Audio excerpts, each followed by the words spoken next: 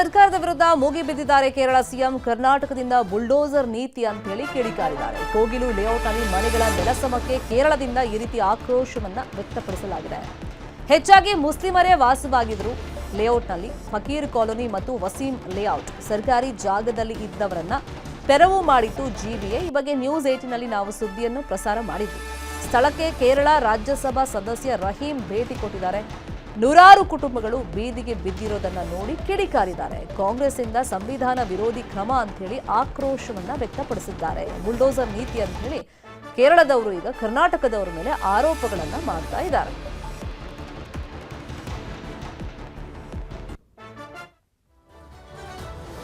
ಅನಧಿಕೃತ ಮನೆಗಳಿಗೆ ಜಿಬಿಎ ತೆರವು ಮಾಡುವಂತ ಬಿಸಿಯನ್ನ ಮುಟ್ಟಿಸಿತ್ತು. ಕೋಗಿಲು ಲೇಔಟ್ನಲ್ಲಿ 2 ಲೇಔಟ್ ಇದೆ. ಅಲ್ಲಿ ಇವರೆಲ್ಲ ಅನಧಿಕೃತವಾಗಿ ಮನೆಯನ್ನ ಕಟ್ಕೊಂಡಿದ್ರು ಅಂತೇಳಿ ಅದನ್ನೆಲ್ಲ ಸಮ ಮಾಡಿದ್ರು. ಅಂದ್ರೆ ಅವರು ಅಹೋರಾತ್ರಿ ಧರಣಿಯನ್ನು ನಡೆಸ್ತಾ ಇದ್ರು. ಯಾಕಂದ್ರೆ ಏಕಾಏಕಿ ಮನೆಯೊಳಗೆ ನಮ್ಮ ವಸ್ತುಗಳನ್ನು ತಗೊಳಕ್ ಬಿಡದಲೇ ಇವ್ರು ನೆಲಸಮ ಮಾಡ್ಬಿಟ್ರು.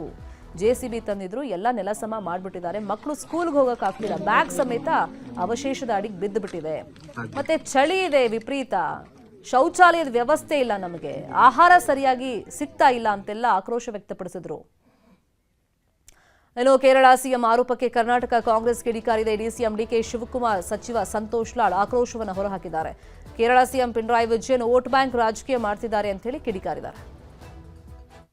ನಾನು ಏನು ಇವತ್ತು ಬೆಂಗಳೂರು ನಗರದಲ್ಲಿ ಕೃಷ್ಣಾಪೇರೂರು ಕ್ಷೇತ್ರದಲ್ಲಿ ಅದು ಕ್ವಾರಿ ಪಿಟ್, ಅದು ಸಾಲಿಡ್ ವೇಸ್ಟ್ ಕಸ ಹಾಕಕ್ಕೆ ಸೀಮಿತವಾಗಿ ಇಟ್ಟಂತ ಜಾಗ ಹಿಂದೆನೇ 10 ವರ್ಷದಿಂದ 9 ವರ್ಷದಿಂದನೇ ಅದನ್ನ ನೋಟಿಫೈ ಆಗಿತ್ತು.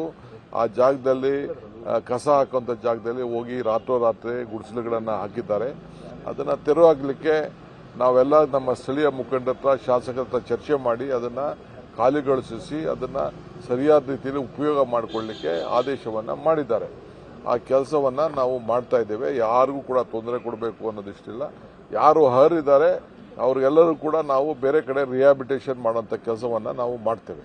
ಯಾಕೆಂದ್ರೆ ಏಕಾಏಕಿ ನಾವು ಸ್ಲಮ್ಗಳನ್ನ ಸರ್ಕಾರಿ ಜಾಗದಲ್ಲಿ ಒತ್ತುವರಿ ಮಾಡಿಕೊಂಡು ರಾತ್ರೋರಾತ್ರಿ ಗುಡಿಸಲುಗಳು ಹಾಕಲಿಕ್ಕೆ ನಾವು ಬಿಡಲಿಕ್ಕೆ ಆಗುದಿಲ್ಲ. ಅದು ಇತ್ತೀಚೆಗೆ ಮಾಡಿದಂತ ಒಂದು ಪ್ರವೃತ್ತಿ, ಅದನ್ನ ನಾವು ತಡಿತೇವೆ. ಬೆಂಗಳೂರನ್ನ ಆದಷ್ಟು ಸ್ವಚ್ಛತೆಯಿಂದ ನಾವು ಕಾಪಾಡಬೇಕು. ಆ ದೃಷ್ಟಿ ಈಗ ಅವರಿಗೆ ಎಲೆಕ್ಷನ್ ಬಂದಿದೆ ಅಲ್ಲ, ಅದಕ್ಕೆ ಹಂಗೆ ಹೇಳ್ತಾರೆ ಅವರು. ಸೊ ಕಾಂಗ್ರೆಸ್ಸಿನ ಇತಿಹಾಸ ಇದೆ. ಕಾಂಗ್ರೆಸ್ ಯಾರಿಗೆ ಅಪೋಸ್ಮೆಂಟ್ ಆಗಿರಲಿ ಅಥವಾ ಯಾರು ವಿರೋಧವಾಗಿ ಮಾಡ್ತಕ್ಕಂಥದ್ದಲ್ಲ. ಕಾಂಗ್ರೆಸ್ಸಿನ ಇತಿಹಾಸ ಇಡೀ ದೇಶದ ಇತಿಹಾಸ ನಿಮ್ಗೆ ಗೊತ್ತಿದೆ. ಎಲ್ಲ ಸಮಾಜದವ್ರನಿಗೆ ಒಡ್ಡುಗೂಡಿಸಿ ಹೋಗ್ತಕ್ಕಂಥದ್ದು ಐಡಿಯಾಲಜಿಲಿ ಇರ್ತಕ್ಕಂಥ ಕಾಂಗ್ರೆಸ್ ಪಕ್ಷ. ಸೊ ಯಾರಿಗೆ ಪರ ಆಗಲಿ ವಿರೋಧ ಮಾಡೋಕ್ಕೆ ಹೋಗೋದಿಲ್ಲ ನಾವು. ಅವ್ರಿಗೆ ಎಲೆಕ್ಷನ್ ಹತ್ರ ಬಂದೈತೆ, ಅದಕ್ಕೆ ಮುಖ್ಯಮಂತ್ರಿ ಆ ರೀತಿ ಮಾತನಾಡ್ತಾರೆ.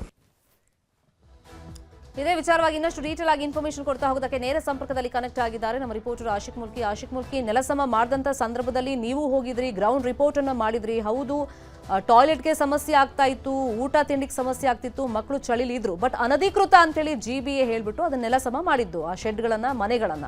ಬಟ್ ಇಲ್ಲಿ ಕೇರಳ ಹೆಂಗ್ ರಾಜಕೀಯ ಮಾಡ್ತಿದೆ ಈಗ?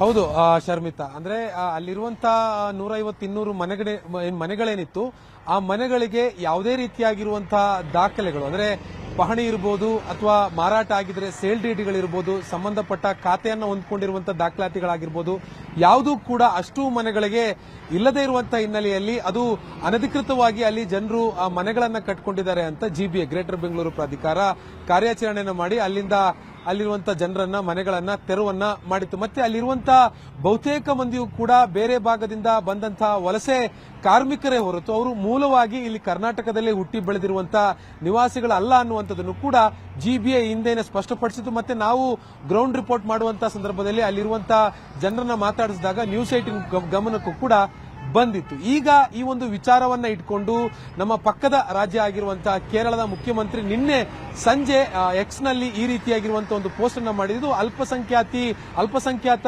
ವಿರೋಧವಾಗಿರುವಂತಹ ನಡೆ.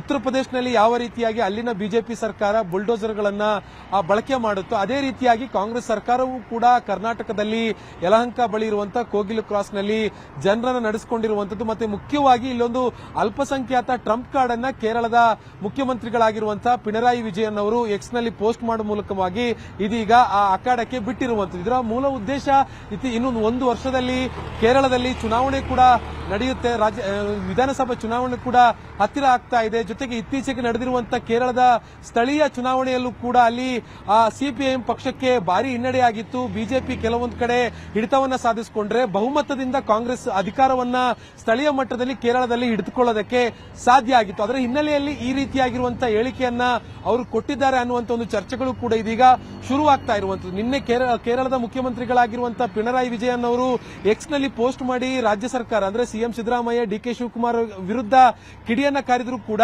ಇವತ್ತು ಕೇರಳದ ರಾಜ್ಯಸಭಾ ಕೇರಳದಿಂದ ಆಯ್ಕೆಯಾಗಿರುವಂತಹ ರಾಜ್ಯಸಭಾ ಸದಸ್ಯರಾಗಿರುವಂತಹ ಎ ರಹೀಂ ಅವರು ಕೂಡ ಸ್ಥಳಕ್ಕೆ ಕೆಲವು ಹೊತ್ತುಗಳ ಮುಂಚೆ ಭೇಟಿಯನ್ನು ಕೊಟ್ಟು ಅಲ್ಲೂ ಕೂಡ ರಾಜ್ಯ ಸರ್ಕಾರದ ವಿರುದ್ಧವಾಗಿ ಅವರು ಮಾತುಗಳನ್ನ ಆಡಿರುವಂತದ್ದು. ಇದು ಸಂಘ ಪರಿವಾರ ಮತ್ತು ಬಿಜೆಪಿ ರಾಜಕೀಯ ನಿಲುವುಗಳನ್ನು ಯಾವ ರೀತಿಯಾಗಿ ಪ್ರಕಟಿಸುತ್ತೋ ಅದೇ ರೀತಿಯಾಗಿಯೂ ಕೂಡ ಕರ್ನಾಟಕದಲ್ಲಿ ಕಾಂಗ್ರೆಸ್ ಸರ್ಕಾರ ಪ್ರಕಟಿಸ್ತಾ ಇರುವಂತಹ ತನ್ನ ನಿಲುವನ್ನ ಅನ್ನುವಂಥದ್ದು. ಅಂದ್ರೆ ಮುಖ್ಯವಾಗಿ ಇಲ್ಲಿ ಅಲ್ಪಸಂಖ್ಯಾತ ವಿರೋಧ ನೀತಿಗಳನ್ನ ಕಾಂಗ್ರೆಸ್ ಸರ್ಕಾರ ಕರ್ನಾಟಕದಲ್ಲಿ ಪಾಲಿಸ್ತಾ ಇದೆ ಅನ್ನುವಂತ ಒಂದು ಆರೋಪವನ್ನ ಕೇರಳದ ಕಮ್ಯುನಿಸ್ಟ್ ನಾಯಕರು ಇದೀಗ ಕರ್ನಾಟಕಕ್ಕೆ ಬಂದು ಮಾಡ್ತಾ ಇರುವಂತದ್ದು. ಇದಕ್ಕೆ ಡಿಸಿಎಂ ಡಿಕೆ ಶಿವಕುಮಾರ್ ಇರಬಹುದು ಅಥವಾ ಕಾರ್ಮಿಕ ಸಚಿವರು ಈಗಾಗಲೇ ತಿರುಗೇಟನ್ನ ಕೊಟ್ಟಿದ್ದಾರೆ. ಇಲ್ಲಿ ಸ್ಥಳೀಯವಾಗಿರುವಂತಹ ವಾತಾವರಣವನ್ನ ಅರ್ಥ ಮಾಡಿಕೊಂಡು ಸ್ಥಳೀಯವಾಗಿರುವಂತಹ ಪರಿಸ್ಥಿತಿಗಳನ್ನು ಅರ್ಥ ಮಾಡಿಕೊಂಡು ಮಾತಾಡಬೇಕು ಅನ್ನುವಂತ ಒಂದು ಸಲಹೆಯನ್ನ ಕೇರಳದ ಕಮ್ಯುನಿಸ್ಟ್ ನಾಯಕರಿಗೆ ರಾಜ್ಯ ಸರ್ಕಾರದ ಹಿರಿಯ ಸಚಿವರು, ಶಾಸಕರು ಕೊಡ್ತಾ ಇರುವಂತದ್ದು. ಆದ್ರೆ ಇದು ಒಂದಂತೂ ನಿಜ, ಇಲ್ಲಿ ಮುಂದಿನ ದಿನಗಳಲ್ಲಿ ಕೇರಳದಲ್ಲಿ ನಡೀತಾ ಇರುವಂತಹ ಚುನಾವಣೆ ಮತ್ತು ಅದರ ಹಿನ್ನೆಲೆಯಲ್ಲಿ ಈ ರೀತಿಯಾಗಿ